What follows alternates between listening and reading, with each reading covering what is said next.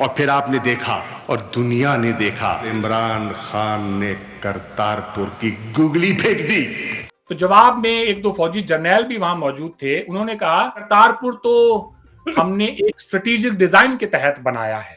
यहां लिखा है कि इंडियन एयरफोर्स ने 1971 की जंग में गुरुद्वारा दरबार साहिब करतारपुर साहिब को बर्बाद करने के लिए बम गिराया।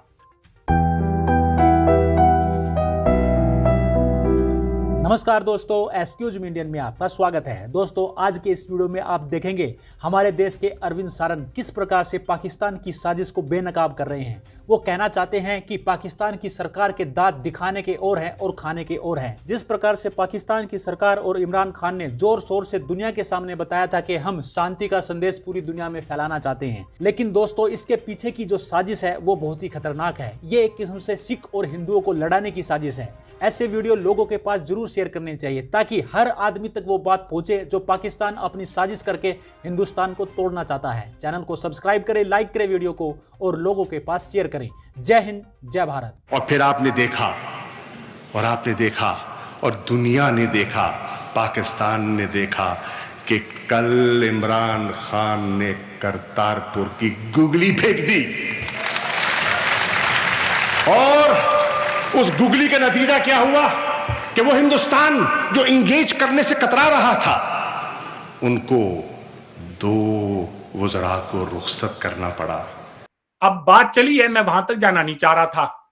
बात चली है तो मैं आपको यह भी बता दूं, आपका एक प्रोग्राम था, मैं देख रहा था टीवी पे, जिसमें आपके एक मारूफ जर्नलिस्ट जिनको मैं भी जानता हूं, बड़ी इज्जत करता हूं, और या मकबूल जान साहब, उनसे ये सवाल पूछा एंकर ने कि अगर हम करतारपुर कॉरिडोर बना सकते हैं, करतारपुर में सिखों को राहदारी दे सकते हैं, इस्लामाबाद में एक मंदिर बन भी जाएगा, तो कौन सी बड़ी बात है। तो जवाब में एक दो फौजी जर्नैल भी वहां मौजूद थे। उन्होंने कहा कि देखें जी, करतारपुर तो हमने एक स्ट्रेटेजिक डिजाइन के तहत बनाया है।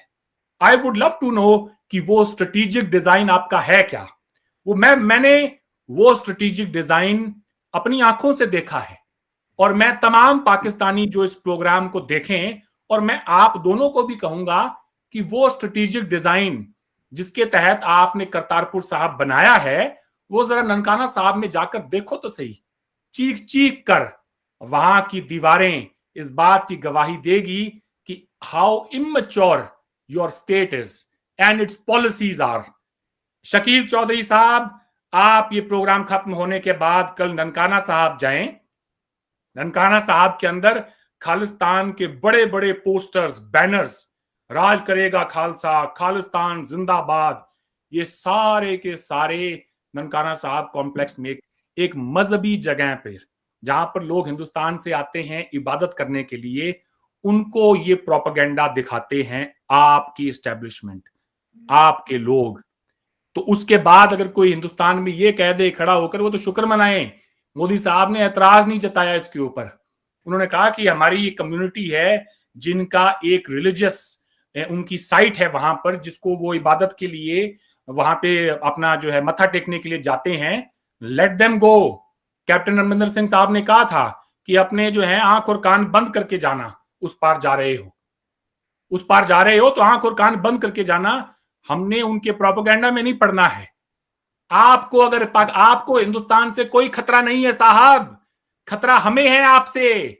इस पूरी की पूरी इंटरनेशनल बाउंड्री पे जो इंडिया पाकिस्तान के दरमियान पंजाब, राजस्थान, गुजरात, सिंध तक जाती है, इसमें सारी की सारी फेंसिंग हमने करी है, आपने नहीं करी कहीं पर भी। फेंसिंग वही करता है जिसको डर होता है कि दूसरी पार से लोग आ सकते हैं। जैसे आपने ड्यूरेंट लाइन पे फेंसिंग करी है कि कल वो अफगानी यहां ना आ जाएं। वो बात और है कि तालिबान ने कुछ जगह पे उखाड़ फेंकने की भी कोशिश की। तालिबान से के खौफ में अफगान लोग वहां रेफ्यूजी बनकर ना आए, फेंसिंग आपने लगाई।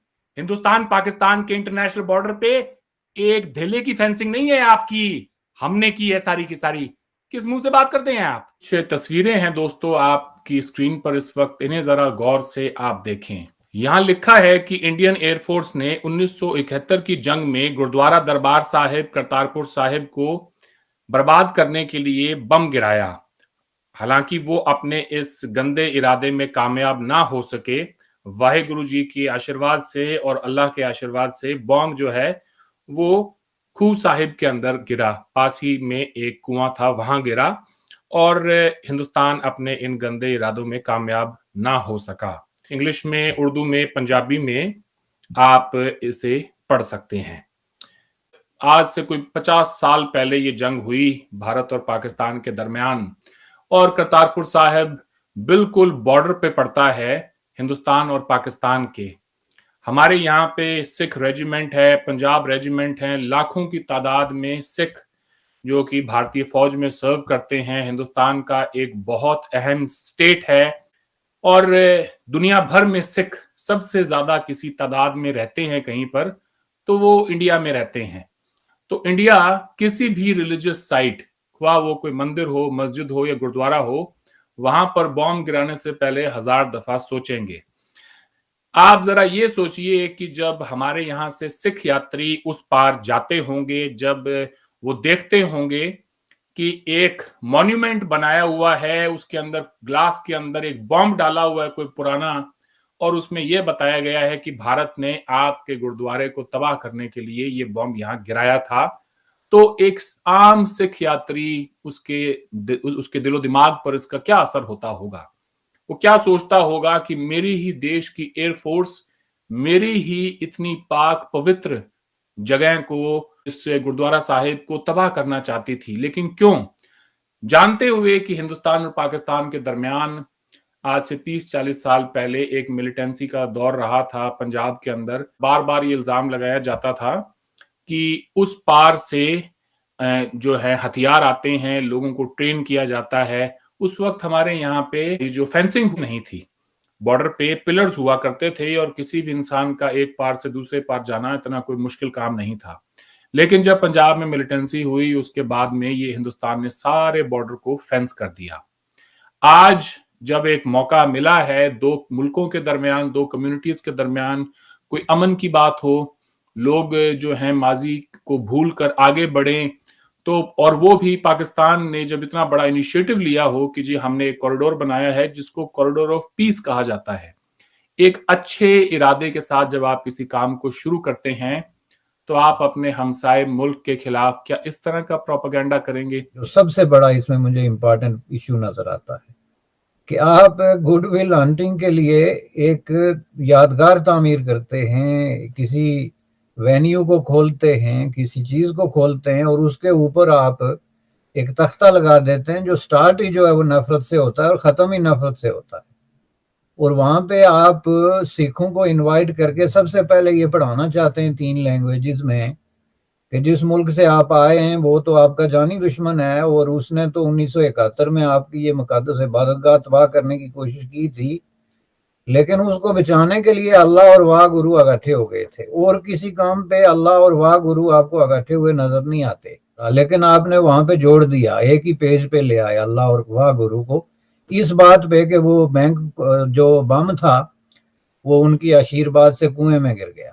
आप अपने माथे पे एक बोर्ड लगा लें कि आई हेट यू और आके मेरे पास बैठ जाएं कि जी मैं आपसे जो है वो मोहब्बत का कोई रिश्ता कायम करना चाहता हूँ, तो ये क्या कॉमन सेंस इसकी इजाजत देता है कि आप लाखों की तादाद में सिखों को बुलाएंगे और उनको एक इस तरह का मैसेज ऑन दी फेस, तो आप उस मुल्क से उन लोगों को इनवाइट करके और वो मुल्क उनको इजाजत देता है जाने की, तो आप उनको एक ऐसी ऑकवर्ड किस्म की सिचुएशन में डाल रहे हैं कि अगर वो मुल्क उनको इजाजत नहीं देता तो आप ब्लेम गेम में पड़ जाते हैं कि देखें जी हम तो बड़े मोहब्बत करने वाले लोग हैं, नफरतें हटाने वाले लोग हैं, हमने तो कॉरिडोर्स खोल दिए, हमने तो गुरुद्वारे खोल दिए और जो है वो हिंदुस्तान की हुकूमत जो है वो सिखों को उनकी रिलीजियस फ्रीडम जो है वो डिनाई कर रही है।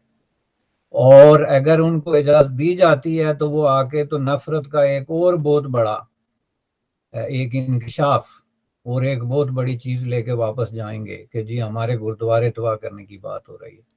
तो मैं समझता हूँ कि ये बहुत ही एक अखलाक से गिरी हुई एक हरकत है।